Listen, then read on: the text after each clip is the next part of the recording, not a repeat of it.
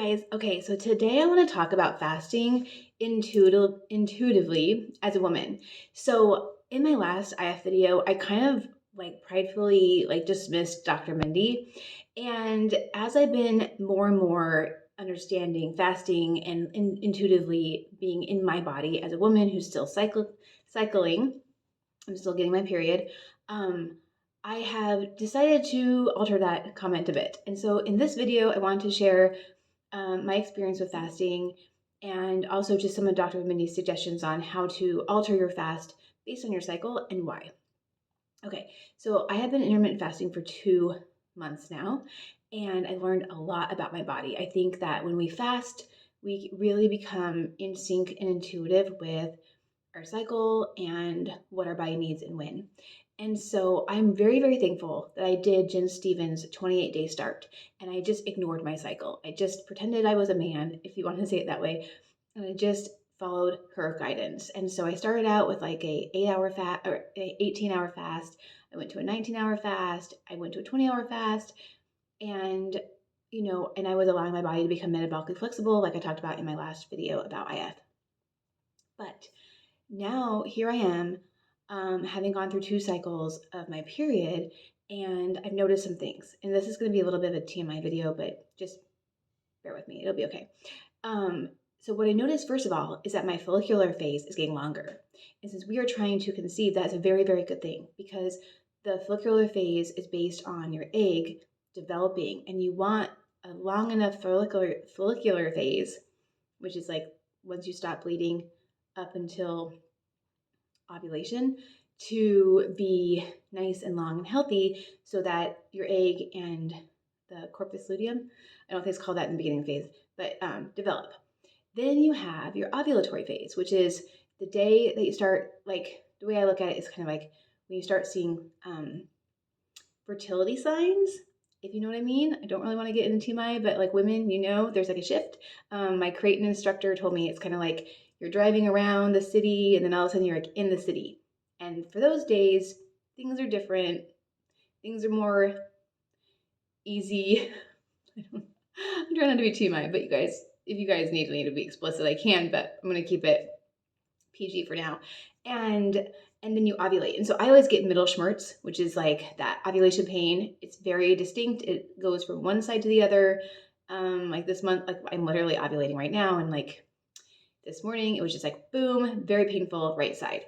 So I know today is ovulation day. That's just how I track it. It actually aligns with my Creighton symptoms. And so I go from there.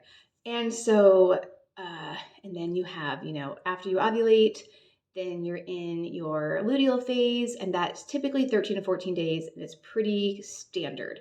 So your follicular phase can shift, but your luteal phase, it should be from the day, like your peak day, 13, 14 days out, and that should be pretty consistent. And that's all about progesterone, right? You want your estrogen to not be dominant, and you want your progesterone to really be fed.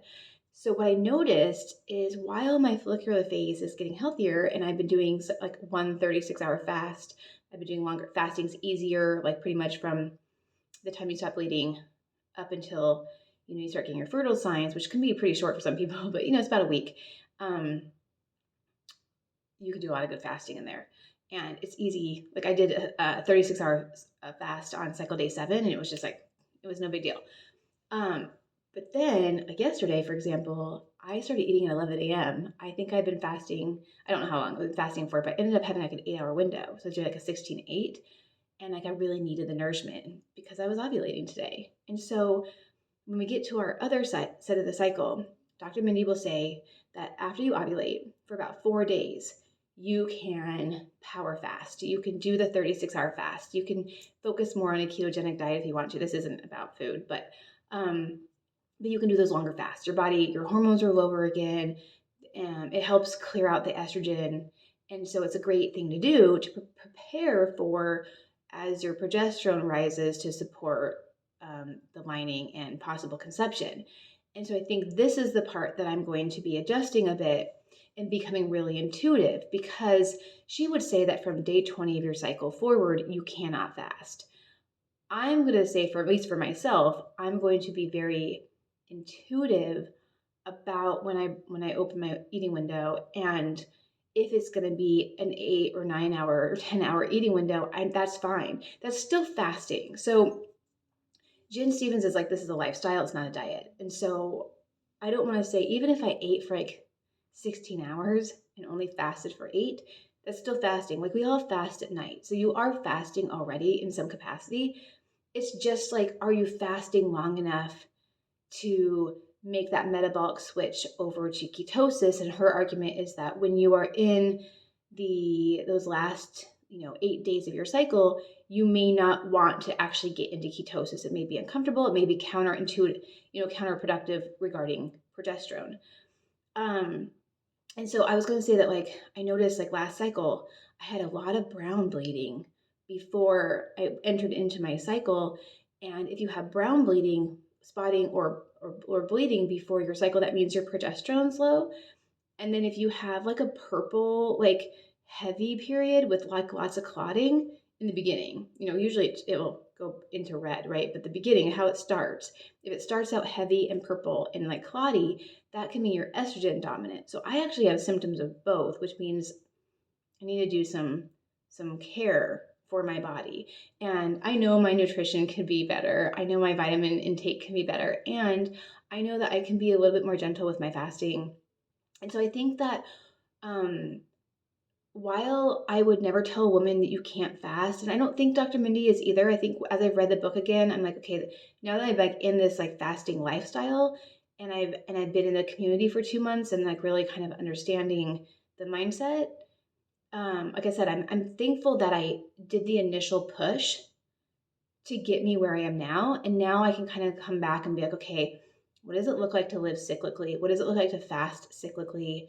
And can I be intuitive and gentle? So I'm just like, my ultimate decision is, once I get into day 20 and beyond, or really 4 days after ovulation, um, and I'm looking to support my progesterone more, how can I, one, eat better, but two, how can I be fasting but also very intuitive? So that's what so that's those are my thoughts regarding this issue. If you don't know anything about your cycle, I do a video over on What Laura Likes that talks about just the general hormone fluctuations and the rise and fall of hormones and the 4 different phases of your cycle. There's lots of books out there that talk about your workouts and your life, journaling, stress, relationships. Like, it's really, being a woman is so cool. And so dynamic. And the more we embrace this, like for those of us who are still having our period and living the cyclical life, I think the more we can have like this beautiful, successful life, in that we will lower our stress and we will have good conversations when our thought processes are best, and we can tackle, detailed projects, during our luteal phase, and we can say yes to things at certain times, and we can say, I am not going to want to go to the zoo 3 days before my cycle starts. Like, I'm just not, right? So, and I can say no in charity to myself. So anyway, I could go on and on, but I just hope this video is helpful. These are just some of my thoughts, and I'm not a doctor, obviously, but if you guys have experience with fasting, or if you want to talk more about your cycle, if you want to talk more about like troubleshooting, I don't know much about anything, but I could probably point you to somebody who does. And so anyway, okay, God bless. Bye, guys.